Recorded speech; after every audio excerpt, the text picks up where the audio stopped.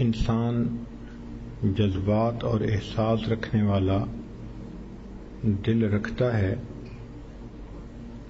جب مل جل کر رہتا ہے تو کبھی اسے خوشی ملتی ہے، کبھی اسے نفرت ملتی ہے، کبھی اس کے اوپر محبت غالب آتی ہے، کبھی اس پر غصہ غالب آتا ہے۔ یہ انسان کی مختلف کیفیات ہیں۔ اس کی مثال یوں سوچئے کہ جیسے برتنوں کو ایک جگہ رکھا جائے تو وہ کھٹکتے ہیں، آواز آتی ہے، اسی طرح انسان جب مل جل کر رہتے ہیں تو ان کے درمیان بھی بسا اوقات رنجشیں ہو جاتی ہیں۔ لیکن اچھا انسان وہ ہے کہ جو غصے کے عالم میں اپنے آپ کو قابو کر لے۔ غصے میں بے قابو ہو جانا یہ کوئی اچھی علامت نہیں ہوتی۔ اس کی مثال یوں سمجھیے کہ گاڑی کو تیز چلانا کوئی مہارت نہیں ہوتی، گاڑی کو کنٹرولڈ چلانا یہ مہارت ہوتی ہے۔ وہ تو بچے کو اسٹیئرنگ پہ بٹھا دیں اور وہ سپیڈ کو دبا دے تو گاڑی تیز چلے گی۔ تو تیز چلانا کوئی مسئلہ نہیں ہے، کنٹرولڈ حالت میں چلانا یہ مہارت ہوتی ہے۔ سیدنا حسین لانو کے گھر ایک مہمان آتا ہے، آپ نے اپنی باندی سے فرمایا کہ اس کے لیے کچھ شوربہ لاؤ۔ جیسے آج کل ہم چائے پیتے ہیں تو عربوں کے زمانے میں گھروں میں شوربہ ہوتا تھا تو بس گرم کر کے وہ دے دیا کرتے تھے۔ باندی گئی اور اس نے گرم گرم شوربے کا پیالہ بھرا اور لے کے آنے لگی۔ جب کمرے میں داخل ہونے لگی تو وہ کہیں دیکھ رہی تھی اور پاؤں جو کہیں اٹکا تو سارا کا سارا گرم شوربہ سیدنا حسین لانو کے اوپر آ کر گر گیا۔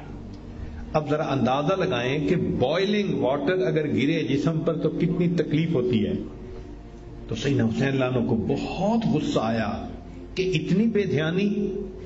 آپ نے غصے کے حالت میں اس عورت کی طرف دیکھا، وہ بھی اسی گھر کی تربیت یافتہ تھی، جانتی تھی کہ ان حضرات کا قرآن پہ عمل کیسا ہے، تو وہ کہنے لگی والکاظمین الغیظ، غصے کو پی جانے والے۔ سیدنا حسین اللہ نے فرمایا اچھا میں نے اپنے غصے کو پی لیا۔ وہ کہنے لگی والعافین عن الناس، انسانوں کو معاف کر دینے والے۔ فرمایا اچھا میں نے بھی تمہیں معاف کر دیا۔ اس نے کہا واللہ یحب المحسنین، اللہ نیکوکاروں سے محبت کرتے ہیں۔ فرمان لگے جاؤ میں نے تمہیں اللہ کے راستے میں آزاد کر دیا۔ ایسا قرآن مجید کی آیتوں پہ عمل تھا ان کا۔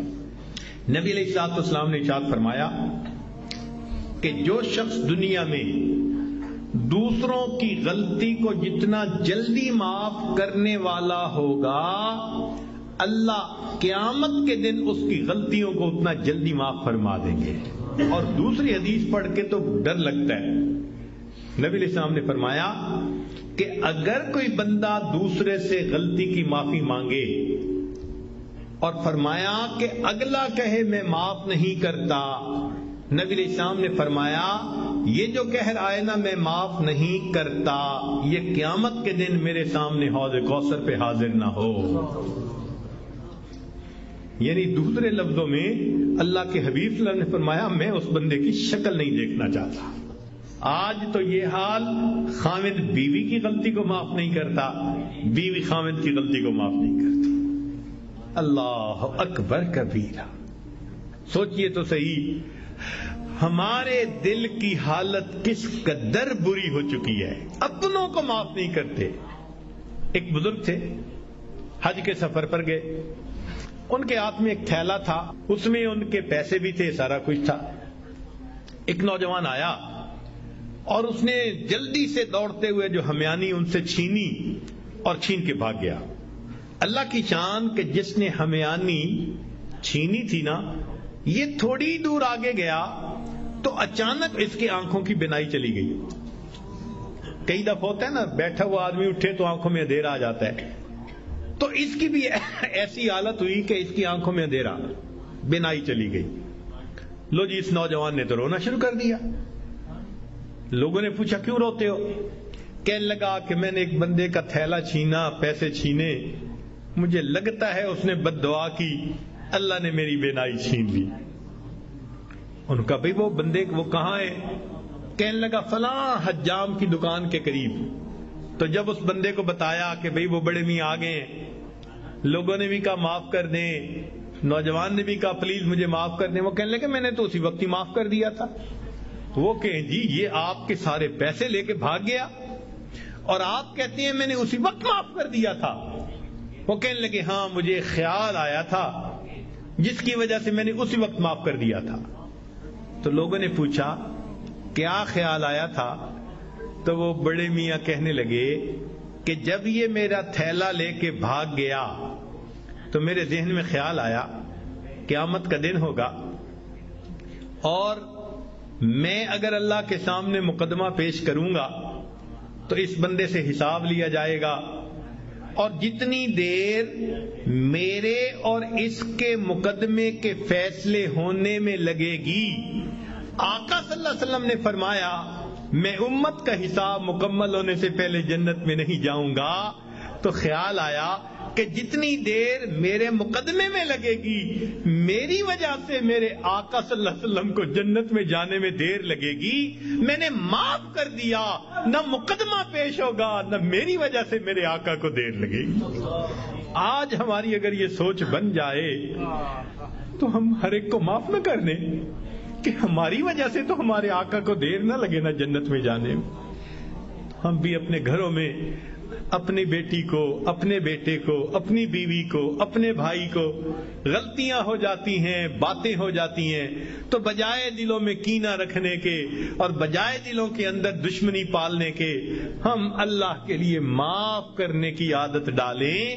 یہ نبی علیہ الصلوۃ والسلام کی عادت مبارکہ ہے۔ اللہ ہمیں اس سنت پر عمل کرنے کی توفیق عطا فرمائے، اور اس کے بدلے اللہ قیامت کے دن ہمارے قصوروں کو معاف فرما دے۔ میرے دوستو ہم اس کے زیادہ محتاج ہیں۔ دوسرے نے تو ایک غلطی کی ہوگی اور ہم نے پتہ نہیں اللہ کے کتنے گناہ کیے ہیں۔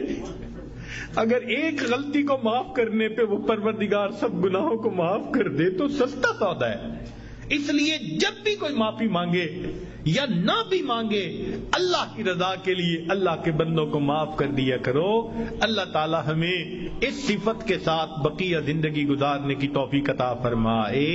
وآخر دعوانا ان الحمد للہ رب العالمین۔